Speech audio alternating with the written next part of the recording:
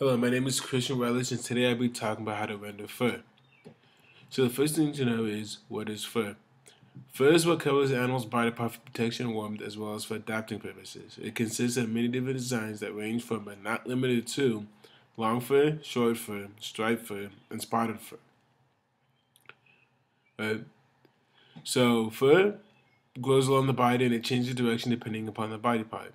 It also grows in layers. The first layer is the ground hair. Which is the bottommost layer, is shorter, flatter, more dense, and it's meant for warmth. The second layer is large guard hair, which is longer, is the most visible layer, and it protects the under fur from outside factors like rain to help keep the dog warm. Today, what I'm mostly talk about is dog fur.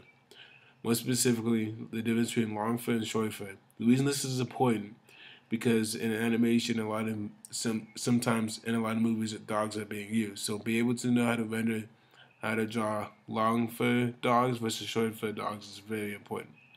So why do dogs have different lengths of fur? Some dogs have more muscles that will keep them warm, and others use the fur. Simple as that. So how's the dog fur different? The dog fur grows in different cycles. When it reaches a certain length, depending on the dog's makeup, it doesn't fall off. This is what we call shedding. Dogs that live outside shed more than dogs that live inside due to the temperature. So when you're rendering fur, what you want to do before you start is to think of how long is the hair, what direction does it flow, is there any design shapes or special highlights that you're going to need, and what type of dogs are you rendering. Once you enter these, then you can start. However, keep in mind that it's not all about black and white. If everything was really black and white, it would become flat, and it would have featureless shapes and sharp outlines. Right? What you want to do is add highlights. This will counteract it and make it look more realistic. Also remember, pencil mark is not fur.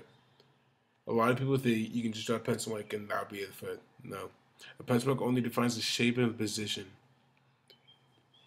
So remember that. Also, when you're doing renderings, you're going to use a lot of tone and shades. So you always remember, when you shade and tone, you keep it in the direction of the fur. And especially for long fur, take advantage of negative and positive shapes. Right? So what I'm going to show you is what not to do. A lot of people think when drawing long fur, it's okay just to do this. On the outside, draw some squiggly lines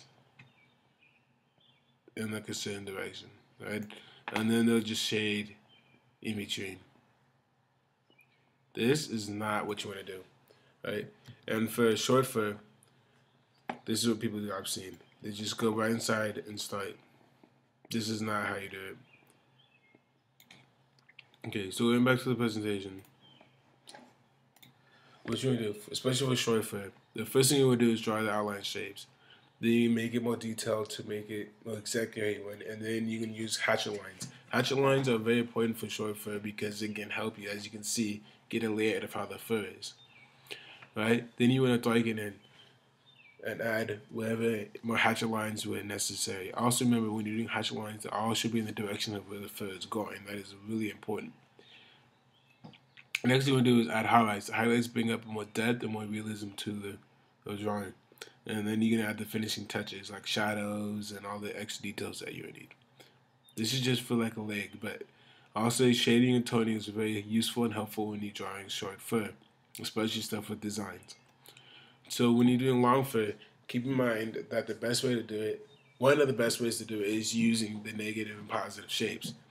So the first thing you want to do is just start with like the shadows. You want to start doing what's around the fur, right? Then you want to move into the fur itself, getting the shadow shapes in between in the fur.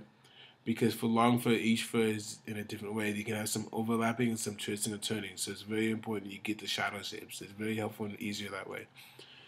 Okay, so once you get that, you can move on to other areas and start expanding. The next you want to do is start adding highlights. Highlight to bring it out and make it more realistic. Once you understand that, you can move into the other position and finish the rest of the dog. So what you saw today is pretty much the left ear of the dog. That's pretty much what those examples were for. So if the negative positive shapes don't work for you, you can use the erasing method. But remember, always blend and shade in directionally here. That's very important. What you're going to do is you're going to get a scratch sheet of paper and scribble a dark area on it. Using your edged eraser, you're going to drag the edge across the scribble until it's dirty. Then you can apply the dirty side of the eraser to the drawing wherever you need it, and you can repeat until you're finished. Right. So if you look at the bottom two dogs, those will show how the eraser method was used. The bottom one was the chest area, and the middle one was the whole dog itself. So remember, positive shapes are your friends. You can use hatchet lines when necessary for short fur, and use shade and tone always in the direction of the fur. Use highlights, and pencil marks are not fur. Thank you.